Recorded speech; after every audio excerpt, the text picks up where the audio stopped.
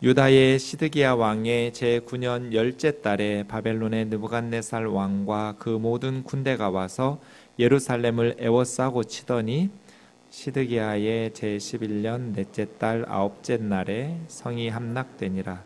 예루살렘이 함락되매 바벨론의 왕의 모든 고관이 나타나 중문에 앉으니 곧 네르갈 사레셀과 삼갈 네부와 내시장 살스기미니 네르갈 사레셀은 궁중 장관이며 바벨론의 왕의 나머지 고관들도 있더라. 유다의 시드기야 왕과 모든 군사가 그들을 보고 도망하되 밤에 왕의 동산길을 따라 두 담 샘문을 통하여 성읍을 벗어나서 아라바로 갔더니 갈대아인의 군대가 그들을 따라 여리고 평원에서 시드기야에게 미쳐 그를 잡아서 내리고 하마 땅 림나에 있는 바벨론의 느부갓네살 왕에게로 올라가매 왕이 그를 신문하였더라. 바벨론의 왕이 림나에서 시드기야의 눈 앞에서 그 아들 뜰을 죽였고 왕이 또 유다의 모든 귀족을 죽였으며 왕이 또 시드기야의 눈을 빼게 하고 바벨론으로 옮기려고 사슬로 결박하였더라. 갈대아인들이 왕궁과 백성의 집을 불사르며 예루살렘 성벽을 헐었고 사령관 느부사라단이 성중에 남아있는 백성과 자기에게 항복한 자와 그 외에 남은 백성을 잡아 바벨론으로 옮겼으며 사령관 느부사라단이 아무 소유가 없는 빈민을 유다 땅에 남겨두고 그날의 포도원과 밭을 그들에게 주었더라. 아멘. 예레미야 후반부 설교 5번째 시간입니다. 이제 제가 무슨 얘기 하실지 여러분은 짐작하십니다. 두 가지를 먼저 살펴보도록 하겠습니다.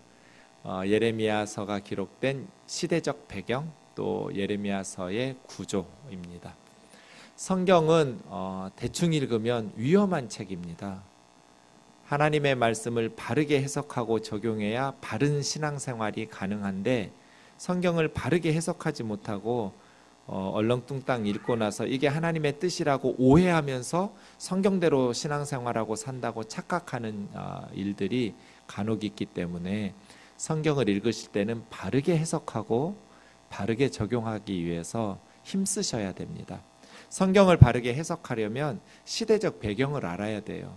그 역사적 상황을 생각하지 않고 문자적으로 읽게 되면 잘못 해석하는 가능성이 매우 높아지기 때문이죠. 우리가 계속 반복해서 이 예레미야서를 묵상하면서 시대적 배경을 살피는 이유가 거기 있습니다. 예레미야서는 요시야 13년부터 유다와 예루살렘 멸망 40년 전입니다.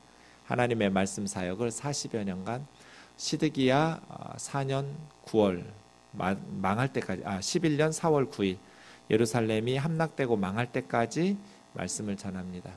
요시야가 무깃도에서 갑자기 전사하고 그의 아들 여호아하스를 왕으로 세웠는데 애굽에서 3개월 만에 여호아하스를 데리고 가면서 여호야김을 세웠고 여호야김은 11년 동안 통치하다가 바벨론에 끌려갔고 여호야김의 아들 여호야긴이 아버지를 이어서 왕이 되었지만 또 3개월 만에 바벨론으로 또 끌려갔고 마지막 왕 시드기야가 11년 통치하다가 예루살렘이 함락됩니다. 이렇게 요시야 사후부터 이스라엘은 제대로 된 나라라고 보기 어렵습니다. 열강에 의해서 유린당하는 제대로 된 주권 국가로서의 역할을 감당하지 못하는 안타까운 상황에 예레미야 선지자는 하나님의 말씀을 전합니다. 여러분 에스겔서 1장 1, 2절 말씀해 보시면 에스겔 선지자가 그발 강가에서 하나님의 말씀 사역을 시작하는데 여호야긴 5년 이렇게 사로잡힌 지 5년이라고 말했습니다. 이 여호야긴이 여호야김의 아들로 바벨론에 3개월 만에 끌려갔던 왕인데요. 그발 강가는 바벨론에 있는 강이거든요. 그러니까 이 30째 30년을 뭘로 볼까 성경학자들이 고민하는데 보통은 에스겔의 나이로 봅니다. 에스겔이 30살 되었을 때 하나님의 말씀이 임하기 시작하는데요. 에스겔은 제사장 출신 선지자였거든요. 만약에 에스겔이 예루살렘에 바벨론에 끌려가지 않고 예루살렘에 남아 있었다면 30살 때부터 제사장 직무가 시작됩니다. 지금 바벨론 포로지에 끌려가서 제사장 직분을 감당하지 못하고 그발 강가에서 있는 포로민들에게 하나님의 말씀을 전하죠. 이렇게 보면 예루살렘에서는 예레미야가, 바벨론 포로지에서는 에스겔이 양쪽에서 같은 시대에 하나님의 말씀을 선포하고 있는 겁니다. 그래서 성경을 연구할 때는 예레미야서하고 에스겔서를 비교하면서 같은 시대에 하나님께서 예루살렘과 그발 강가에서 바벨론에서 말씀을 가르쳐 주셨기 때문입니다. 여러분 예레미야 쭉 보시면서 에스겔도 읽어보시면 예레미야서와 비교하면서 많은 것들을 또 알 수 있을 것 같습니다. 예레미야서 9절을 보시면 오늘 또 5번에 해당하는 예레미야 순환기에 해당합니다. 크게 보면 유다가 멸망하면서 예레미야 선지자가 고난을 받는 그런 본문의 내용입니다. 본문 1, 2절 먼저 좀 보겠습니다. 같이요. 시작. 유다의 시드기야 왕의 제9년 열째 달에 바벨론의 느부갓네살 왕과 그 모든 군대가 와서 예루살렘을 에워싸고 치더니 시드기야의 제11년 넷째 달 아홉째 날에 성이 함락되니라. 예루살렘 성이 함락되매. 9년 10월에 바벨론의 군대가 예루살렘을 포위했어요. 그리고 나서 11년 4월 9일에 함락됐으니까 몇 년 동안 포위된 거예요? 딱 1년 6개월이죠. 9년 10월에서 11년 4월이니까.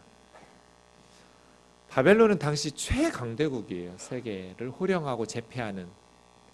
예루살렘은 아주 조그만 나라인데 어떻게 1년 반이나 버텼을까 싶어요. 예루살렘은 산 위에 높은 곳에 건설된 난공불락이에요. 그래서 밑에서부터 쳐들어와서 이렇게 정복하기가 쉽지 않은 도시예요. 예루살렘에 정복을 할 때 바벨론 군대가 이 성벽 외부에 토성을 쌓았어요. 높은 곳에 있는 지역이니까 더 높게 토성을 쌓아서 공략하죠. 열왕기하 25장 1, 2, 3절에 보면 에워싼 11년 4월 9일에 예루살렘 성 안에 양식이 떨어져 버렸어요. 1년 반 동안 지방에서 올라오는 곡식이 차단되니까 예루살렘 성 안에 갇힌 백성들이 더 이상 버틸 수가 없는 거예요.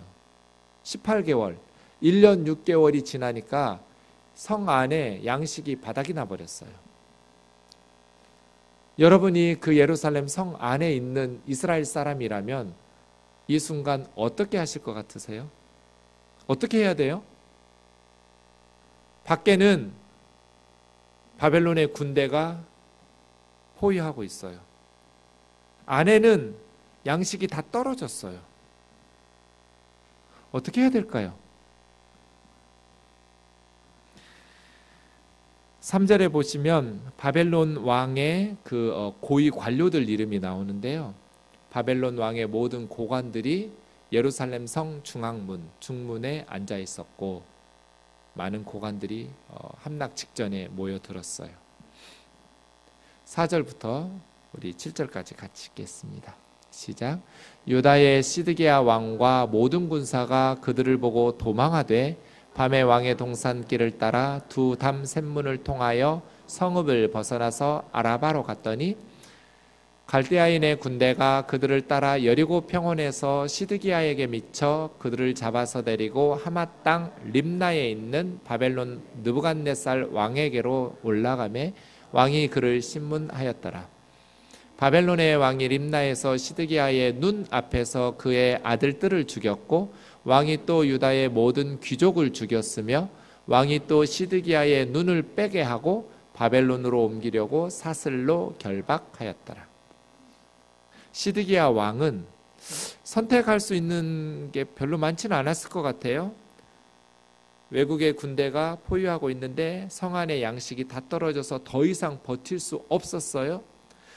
둘 정도의 선택지가 있었을 것 같아요. 하나는 항복하든지 바벨론에게 투항해서 항복하든지 아니면 끝까지 죽을 때까지 맞서 싸우다가 죽든지. 그런데 시드기야는 도망가는 것을 선택했어요. 밤에 4월 9일 밤에 자기를 호위하는 군사들을 이끌고 도망갔어요. 왕의 동산이라는 그 옆으로 난 길을 따라 두 샘문 사이를 통해서 예루살렘 성읍을 벗어나서 아라바 쪽으로, 남동쪽으로 달아나는 거예요. 그 달아나는 게 바벨론 군사에게 들켰어요.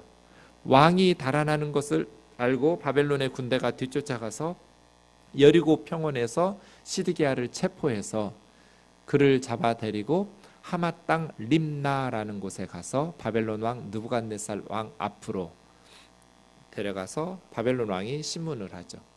림나가 어딘지 지도로 보시면 아래쪽에 있는 빨간 원이 예루살렘이에요.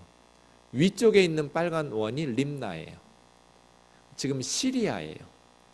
이스라엘 백성들이 가장 영토가 넓었을 때가 솔로몬 때, 다윗과 솔로몬 때였거든요. 솔로몬 때 북쪽 경계선이 저기였어요. 시리아에 오론테스 강이라는 강이 있는데 그 강 남쪽에 있는 그 림나라는 곳, 하나님께서 주신 약속의 땅의 가장 북쪽에 있는 끝 림나인데요. 그곳에 이제 느부갓네살 바벨론 왕이 사령부를 세워놓고 전쟁이 치러졌었겠죠. 그곳에 끌려간 거예요. 시드기야가. 그 느부갓네살 왕 앞에서 시드기야가 체포되어 왔을 때 우리가 절대로 해서 안 되는 게 뭐예요? 부모님들에게 부모 앞에 자식이 죽는 거예요. 자식이 부모의 장례식을 치러야지 부모가 자식의 장례식을 치르면 안 되잖아요. 그런데 이 시드기야 아버지가 보는 앞에서 아들들을 죽였어요. 왕자들이 살해당했어요. 왕자들뿐 아니라 예루살렘의 모든 고위 관료들도 죽였어요. 귀족들을 죽이고, 그리고 왕의 두 눈을 뽑고 쇠사슬로 묶어서 바벨론으로 끌고 갔어요. 이렇게 비참한 장면이 없어요. 어쩌면 하나님을 섬기는 이스라엘이라는 나라가 이런 비극을 겪을 수가 있을까 말이에요. 왕이 또 귀족들이 이런 비극을 만나면 백성들은 어떻게 될까요? 8절에서 10절까지예요. 시작. 갈대아인들이 왕궁과 백성의 집을 불사르며 예루살렘 성벽을 헐었고 사령관 느부사라단이 성중에 남아있는 백성과 자기에게 항복한 자와 그 외에 남은 백성을 잡아 바벨론으로 옮겼으며 사령관 느부사라단이 아무 소유가 없는 빈민을 유다 땅에 남겨두고 그날의 포도원과 밭을 그들에게 주었더라. 왕이 그런 비극을 당하고 백성들은 똑같았어요. 그런데 8절에 보면 왕궁과 백성들의 집은 불살라졌는데 성전 이야기가 없어요. 52장 13절에 보면 여호와의 성전과 왕궁을 불사르고 그렇게 되었어요. 그러니까 예루살렘 성전도 불살라졌어요. 성전과 왕궁과 예루살렘의 모든 고관들의 집까지 다 불살라졌어요. 그리고 예루살렘의 모든 백성들, 고위 관료들, 귀족들, 자제들 다 사로잡아서 바벨론의 포로로 끌고 갔어요. 그런데 10절에 보니까 다 그런 비극을 당한 게 아니에요. 오히려 나라가 망한 이후에 더 잘된 사람들도 있어요. 어떤 사람들이요? 아무 소유가 없는 빈민들은 이스라엘이 어떻게 이럴 수가 있어요? 그런데 그동안 부귀영화를 누렸던 귀족들과 일반 백성들이 바벨론으로 끌려간 반면 아무 소유가 없이 가난하고 비참하게 살던 빈민들은 오히려 포도원과 밭을, 토지를 소유하게 됐어요. 그래서 이스라엘과 예루살렘에 역전 현상이 일어났어요. 그동안 지배하고 부귀영화를 누렸던 사람들은 죽임을 당하거나 불타버리고 비참하게 노예로 끌려간 반면 그동안 비참하게 살았던 아무 소유 없는 빈민들은 토지를 소유하고 포도원과 밭을 소유하면서 그런 회복, 삶의 회복이 나타났어요. 이게 오늘 본문이에요. 예루살렘과 유다가 멸망하는 장면이죠. 오늘 말씀에서 우리는 우선 시드기야의 선택에 대해서 생각해 보게 돼요. 말씀을 묵상하면서 저는 예수님 말씀이 계속해서 맴돌았어요. 예수님 요한복음 10장 11절 12절에서 우리 같이 읽어볼까요? 시작. 나는 선한 목자라. 선한 목자는 양들을 위하여 목숨을 버리거니와 싹구는 목자가 아니요 양도 제 양이 아니라 이리가 오는 것을 보면 양을 버리고 달아나나니 이리가 양을 물어가고 또 해치느니라. 예수님이 선한 목자예요. 왜 예수님이 좋은 목자냐면 양들을 위해서 목숨을 버리기 때문이에요. 선한 목자와 비교되는 목자가 있어요? 싹군이에요. 목자인데 싹군은 돈 받고 양을 쳐주는 그런 사람이어서 목자라고 볼 수도 없어요. 왜요? 이리가 오는 것을 보면 양을 버리고 달아나니까. 목자가 달아나면 그 맹수들이 양떼들을 잡아먹겠죠. 죽이고 해치겠죠. 시드기야. 둘 중 하나 했어야 돼요. 예레미야 선지자의 말을 듣고 백성들을 살리기 위해서 항복을 하든지 아니면 백성들을 지켜내기 위해서 끝까지 목숨 걸고 싸우든지 둘 중 하나는 해야 되는 거 아니에요? 자기만 살겠다고 밤에 도망가도 돼요? 그럼 백성들은 어떻게 돼요? 왕이라는 사람은 하나님을 대신해서 하나님의 백성인 양떼들을 돌봐야 될 목자잖아요. 목자인 왕이 백성들을 버리고 성을 빠져나와 도망가면 어쩌자는 거예요? 나는 선한 목자다. 선한 목자는 양들을 위해서 목숨을 버린다. 자식을 낳았으면 책임을 져야죠. 결혼을 했으면 책임을 져야죠. 양떼들을 위해서 목숨을 바쳐야죠. 그 양떼들이 주는 많은 좋은 것들을 받아 누렸으면서 왕으로서 부귀영화를 누리다가 그 양떼들 버리고 자기만 살겠다고 도망가요? 백성들은요?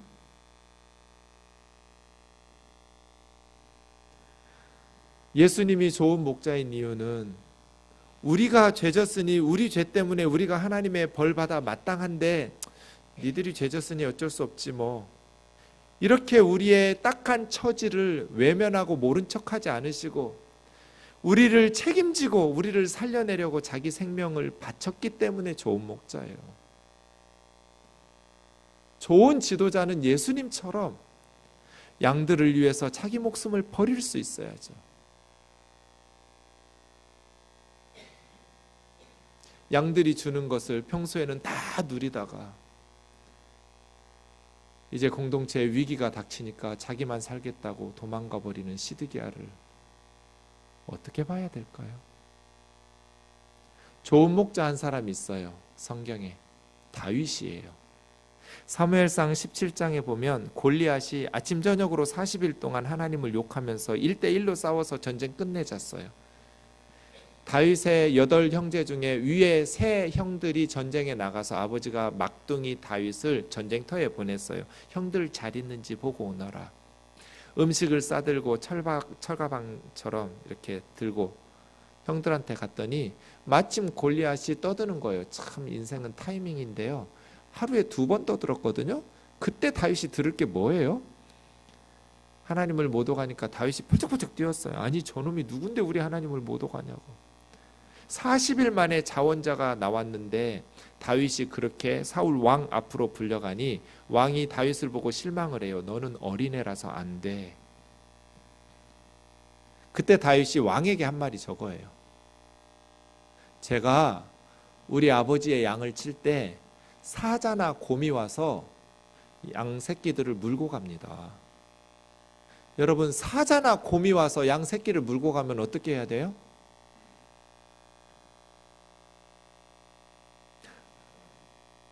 다윗은 따라갔대요. 그래가지고 그 사자나 곰을 치는 거예요. 그러면 당연히 그 사자나 곰이 다윗을 공격하겠죠? 그때 수염을 잡고 쳐서 죽였대요. 이런 걸 뭐라고 그래요? 뻥이라고 그러죠. 뻥치고 있네죠. 사자나 곰이 양을 물어가는데 어떻게 목자가 뒤쫓아가서 싸워요? 여러분 아들이 그렇게 한다면 잘했다 그러겠어요? 이 바보 같은 놈아, 너 죽으면 어떡하려고 그러겠죠. 근데 다윗은 이랬다는 거예요. 이게 분명히 뻥 같은데 싶어서 제가 어느 날 성경 읽다가 동물원 가자 그랬어요. 그래서 과천 동물원에 갔어요. 동물원에 도착해서 나무 그늘 아래 바위가 있길래 두 사람은, 저희 아이가 어렸을 때예요. 아내하고 아들은 여기 잠깐 앉아서 쉬라고, 나 좀 먼저 할 일이 있으니까 갔다 와서 천천히 동물원 구경하자 해가지고 제가 성경 들고 어디 갔겠어요? 사자우리 갔죠. 성경 읽고 사자 보고, 성경 읽고 사자 보고. 사자우리가 멀리 있어요. 그래서 두 마리가 보였는데 나무 밑에 하나는 누워있고 하나는 어슬렁거리고. 저 사자 입에서 양 새끼를 물고 갔을 때 다윗이 뒤쫓아가서 그 양을 끄집어내고 싸워서 죽여? 이건 뻥인데. 그 다음 곰우리로 갔더니 곰우리는 바로 앞에 있어요. 그런데 곰이 진짜 곰이에요. 얼마나 큰지. 와. 성경 보고 곰 보고, 성경 보고 곰 보고. 옆에 사람들 많았는데 아마 미쳤다고 그랬을 거예요. 그리고 결론을 지었어요. 제가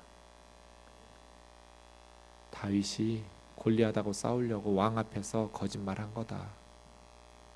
막 결론 내리고 가려고 하는데 갑자기 제일 큰 곰이 제 앞에서 뒷 두 다리로 쓰고 앞 두 발을 들었어요. 이렇게. 그리고 나서 벽에다가 딱 두 발을 올리는 거예요. 소리 지르면서 와 하면서. 그러니까 그 오른쪽에 있었던 저희 아이가 아이고 무서워 하면서 제 뒤로 해서 왼쪽으로 도망오는데 생각 하나가 머리에 스쳤어요. 만약에 저 곰이 우리 아들을 입에 물고 달아난다면 아빠인 나가 어떻게 할까? 여러분, 제가 어떻게 하겠어요? 대답 잘하세요. 나 살겠다고 도망가겠어요? 뒤쫓아가겠죠. 나는 다윗처럼 싸움을 못하니까 죽겠죠.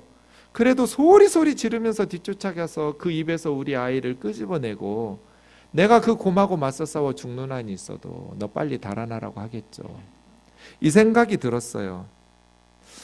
다윗이 정말 양떼들을 사랑했다면, 당시의 양은 고기로 먹으려고 바로바로 도축하는 게 아니라 몇 년씩 털을 얻으려고 날마다 목자하고 지내면서 정이 드는 거예요. 양들의 이름을 불러주고. 다윗은 골리앗을 쓰러뜨리려고 물맷돌 훈련한 사람이 아니에요. 양 지키려고 물맷돌 훈련을 한 사람이에요. 다윗이 정말 그렇게 양들을 사랑했다면 다윗은 선한 목자다. 그래서 하나님께서 양들도 이렇게 잘 돌보는 앤데 사람들을 맡기고 나라를 맡기면 얼마나 좋은 왕이 되랴 하고 왕 되게 하신 것 같아요. 목자들이 수없이 이스라엘에 많이 있었지만 양치는 모습을 보면서 다윗에게 하나님 마음에 합한 거죠. 이게 목자죠. 목자는 양떼를 위해서 목숨을 바친다. 왕은 목자잖아요. 대통령은 목자잖아요. 백성들을 위해서 목숨을 바쳐야죠. 백성들 버리고 몰래 왕궁 빠져나와서 도망가면 어쩌자는 거예요? 가정에서도 마찬가지예요. 학문의 즐거움이라는 책을 썼던 히로나가 헤이스케라는 사람은 일본의 수학자예요. 수학은 노벨상이 없어요. 수학자들이 가장 존경스럽게 여기는, 명예스럽게 여기는 상은 필드상이에요. 우리나라 수학자들 중에 필드상 수상자는 한 명도 없어요. 그런데 그 히로나가 헤이스케는 필드상 수상자예요. 일본의 교토대학 교수하고 미국의 예일대 교수도 했던 그 히로나가 헤이스케 아버지가 일제강점기 그때 사업가예요. 그래서 그 시절에 아이들이 10몇 명이나 됐는데 다 피아노 가르치고 우유 배달시켜 먹고 엄청나게 부유한 그런 집안이었어요. 그런데 일본이라는 나라가 패망하면서 아버지 주식이 휴지 조각되고 갑자기 알거지가 됐어요. 그때 히로나가 헤이스케의 아버지는 옷감을 등에 짊어지고 다니면서 동네마다 다니면서 옷감을 팔아서 자식들을 가르쳤어요. 평소에는 회장님이니까 회장님 사람들이 굽신거리면서 인사했어요. 그런데 완전히 인생이 꼬였어요. 이제는 등짐을 지고 옷감 좀 사주세요 하면서 굽신거리면서 옷감 장사했어요. 그 책에서 히로나가 헤이스케가 말해요. 만약에 그때 우리 아버지가 회사 망하고 인생을 자포자기 했다면 오늘날 나는 없었을 거다. 우리 집 망했는데도 아버지는 가정에서 아버지로서의 역할, 아버지로서의 권위가 조금도 줄어들지 않았다. 그는 죽는 날까지 최선을 다해서 우리 자식들을 먹이고 입히고 가르치기 위해서 동네마다 걸어다니면서 옷감을 팔았다. 오늘날 내가 있었던 것은 다 우리 아버지 때문이다. 이게 목자예요.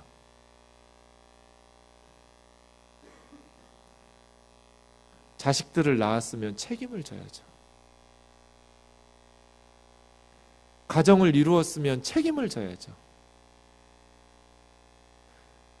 교회를 세웠으면 책임을 져야죠. 나라의 공복이 되었으면 책임을 져야죠. 온갖 권력과 부귀영화를 누리면서 책임져야 될 때, 목숨 바쳐야 될 때 희생하지 않는 지도자들이 어떻게 목자예요? 우리 꼭 읽어야 될 책이 역사의 언덕에서라는 책이에요. 강원영 목사님이 쓴 근현대사예요. 제가 읽었던 근현대사 책들 중에 그리스도인들이 꼭 읽었으면 좋은 책이에요. 그 책 두 번째 권에 보면 1951년 1월 상황이 나와요. 1951년 일사 후퇴 때 이제 부산에 계셨는데 중공군이 대구까지 다시 점령했다는 소문들이 퍼졌대요. 그래서 미군들이 수송선 하나를, 배 한 척을 준비해 놓고 부산에 있는 목사님들과 목사님 가족들을 제주도로 피난시키려고 준비하고 있을 때 자기가 담당자였어요. 그래서 부두로 나가봤더니 어떻게 알고 목사님 가족뿐 아니라 장로님들 가족들까지 다 배는 하는데 사람들이 너무 많이 온 거예요. 지옥이라는 것이 별게 아니었다.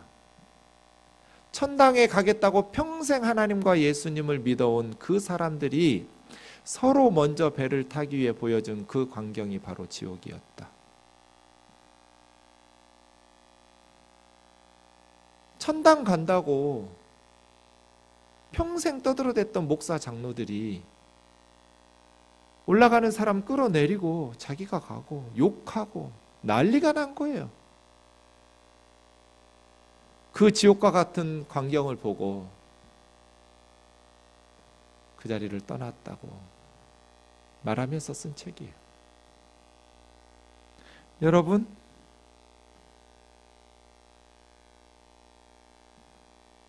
예수님을 믿는다는 것은 말로 떠드는 게 아니에요.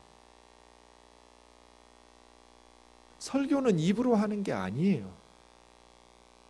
전도도 입으로 하는 게 아니에요.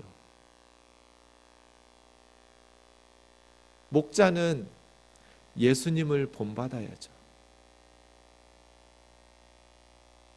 예수님을 닮아가야죠. 예수님이 좋은 목자인 이유가 양들을 위해서 자기 목숨을 버리시는 것처럼 성도들을 위해서 자기 목숨을 버려야죠. 백성들을 위해서 자기 목숨, 자기가 마땅히 누릴 수 있는 권리들을 포기해야죠. 그게 목사고 장로고 권사고, 그게 국가 지도자의 자격이 있는 것 아니에요? 우리 민족이 너무 착해요. 부지런하고 재주도 많고요. 그런데 하나님께서 주시지 않은 복이 지도자 복이 없어요.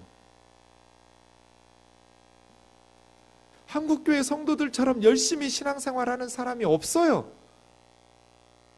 이렇게 열심히 새벽부터 철야하면서 열심히 예수님 믿는 그런 성도들을 저는 들어본 적이 없어요.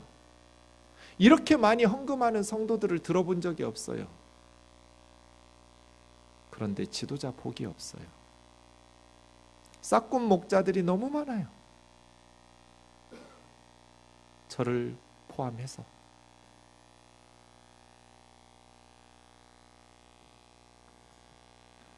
예수님 닮은 지도자를 만들어서 양육하고 배출해야죠. 그게 교회 사명 같아요.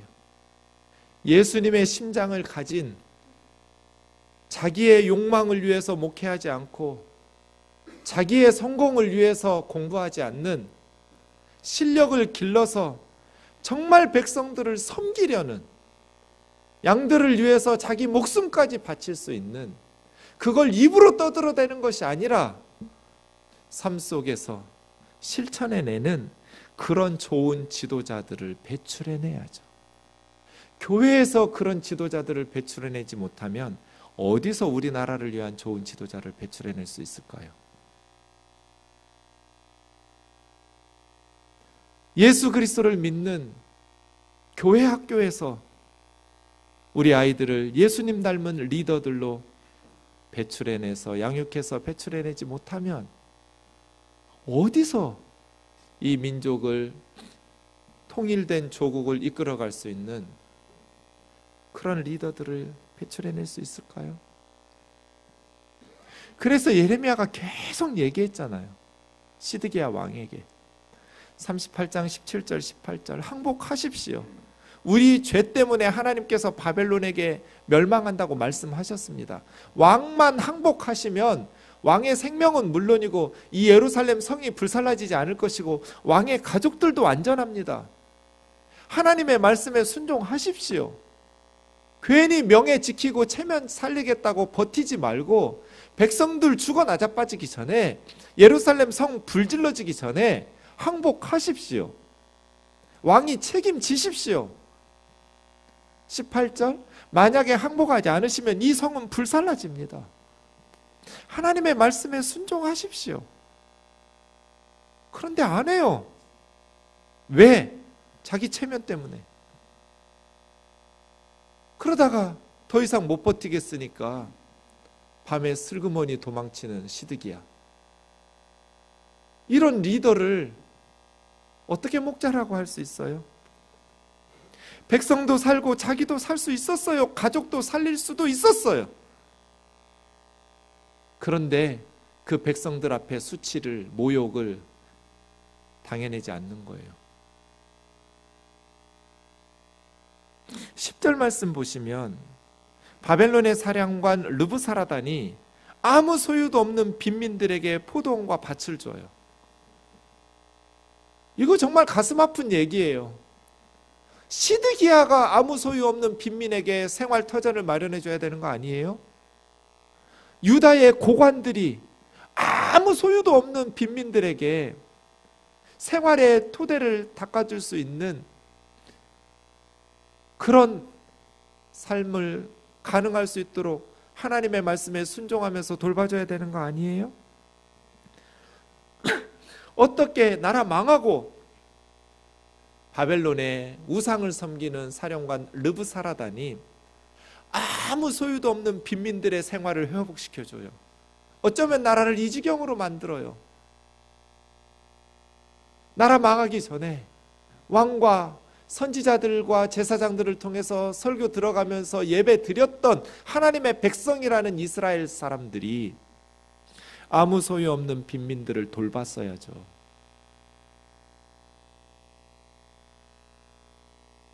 20세기 최고의 역사학자라고 말하는 아놀드 토인비는 모든 역사는 껍질을 벗기고 핵심으로 들어가면 결국 영적인 문제라고 그랬어요.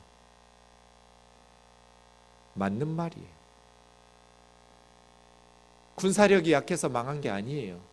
외교적인 실수나 정치적 판단의 실수가 아니에요. 영적인 문제예요. 대한민국이 망한다면 그건 영적인 문제예요. 지금 우리나라의 영적인 주도권은 기독교가 잡고 있어요. 그래서 대한민국이라는 나라가 망한다면 기독교인들은 책임을 회피할 수 없어요. 우리가 이 땅의 백성들을 영적으로 바로 세웠다면 이 땅은 망하지 않을 거고, 교회가 교회의 사명을 다하지 못하고 그리스도인들이 그리스도인들의 사명을 다하지 못해서 바르게 살지 못했다면 우리나라는 망하겠죠. 역사는 결국 영적인 문제였거든요. 북이스라엘이 멸망할 때 호세아가 특이한 말을 했어요. 호세아서 7장 8절이에요. 같이요. 시작. 에브라임이 여러 민족 가운데 혼합되니 그는 곧 뒤집지 않은 전병이라. 에브라임은 북이스라엘 10지파 중에 대표적인 지파예요. 그래서 에브라임 지파만을 말하지 않아요. 북이스라엘 전체를 말하죠. 그런데 여러 이방 민족 가운데 혼합됐다는 것은 발랄이라는 말은 섞였다는 거예요. 섞였어요. 이게 하나님의 사람인지 예수 믿는 사람인지 세상 사람인지 구분이 안 돼요. 그러면서 특이한 표현을 썼는데 뒤집지 않은 전병이래요. 전병이라는 우가라는 단어는 곡식을 절구에 찍거나 가루로 만들어서 밀가루로 만들고 그걸 반죽을 해서 냄비나 화덕에 굽는 걸 전병이라고 그래요. 우리 같으면 부침개 같은 거예요. 뒤집지 않는 전병이래요, 이스라엘이. 제가 또 이게 이해가 안 되더라고요. 그래서 부침개 좀 부치자 그랬죠. 김치 부침개 그걸 만들어줘요. 첫 판은 내가 하겠다고.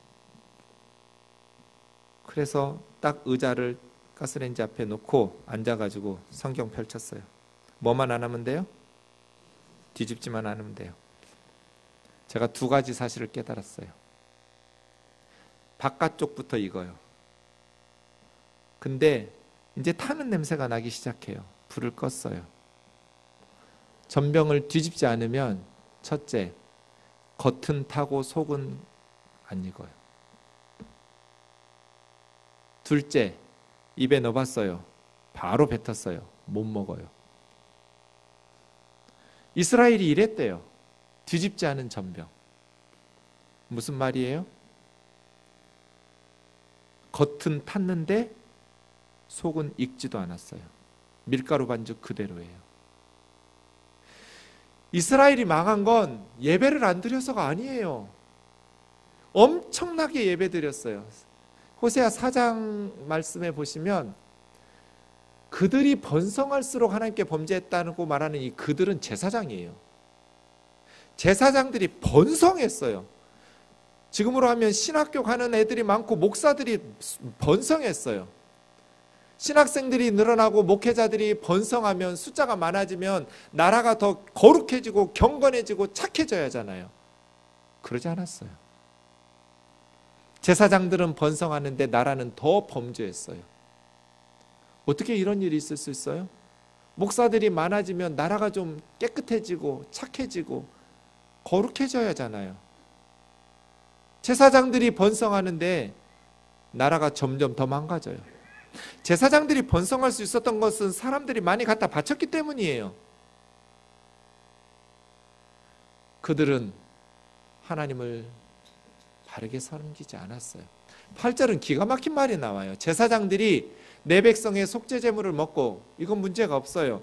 제사장들은 속죄제물을 드리면 하나님께 바치고 나머지는 자기의 소득이 돼요. 그건 모세 율법이 명한 바니까요. 문제는 그 다음 줄이에요. 제사장들의 마음이 백성들의 죄악에 두었대요. 제사장들의 마음이 백성들의 죄에 두었다. 이게 무슨 뜻일까요? 백성들이 죄를 지어야 짐승을 가지고 속죄제물을 드리러 오고, 그 속죄제물을 드려야 자기가 돈을 벌잖아요.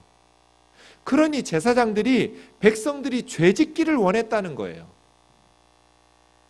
제사장이면 백성들이 말씀대로 순종하고 거룩하게 사는 걸 원해야 하잖아요.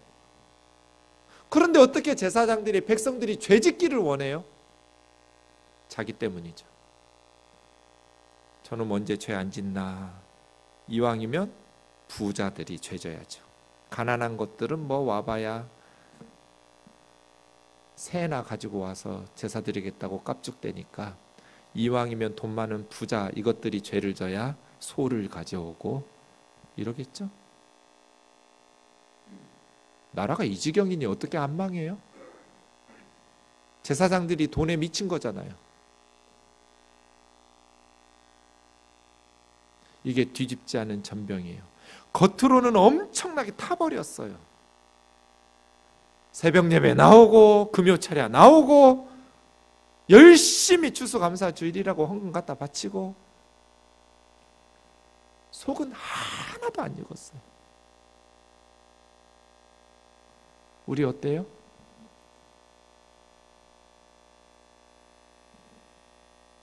신앙생활의 겉모습은 탔어요.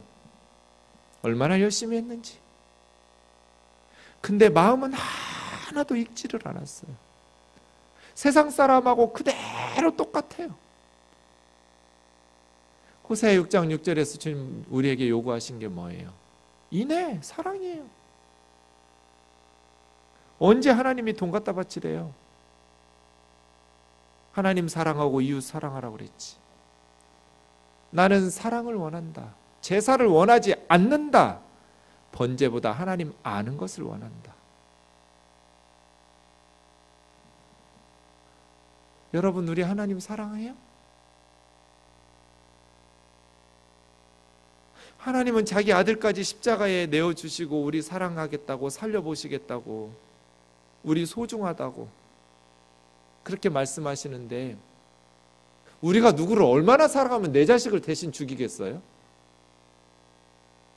여러분, 꿈도 꾸지 마세요. 제 아들 못 줘요.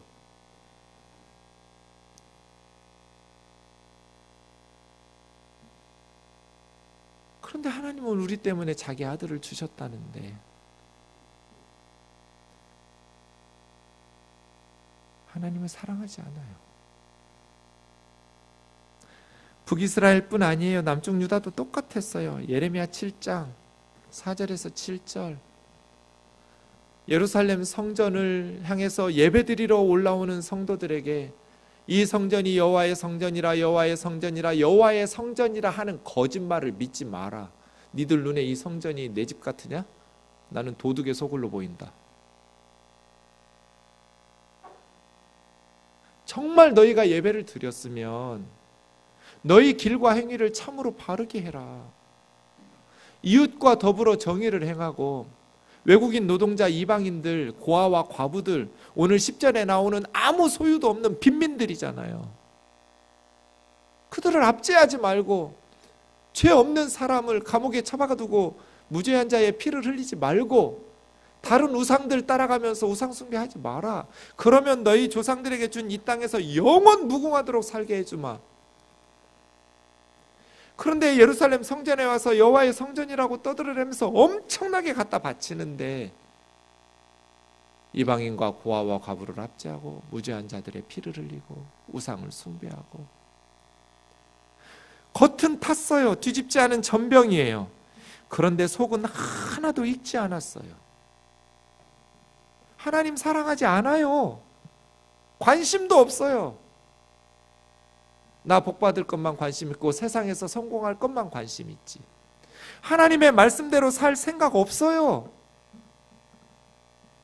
그렇게 살면 힘드니까 겉은 탔어요. 속은 전혀 익지 않았어요. 못 먹어요. 그래서 이스라엘은 망한 거예요. 우리나라 어떨까요? 한국교회는 어떨까요? 그 어느 나라보다 열심히 있는 한국교회 성도들의 신앙의 모습은 어떤가요? 그리고 우리 생동교회와 저와 여러분의 신앙과 삶의 모습은 어떤가요? 우리 속이 익었나요?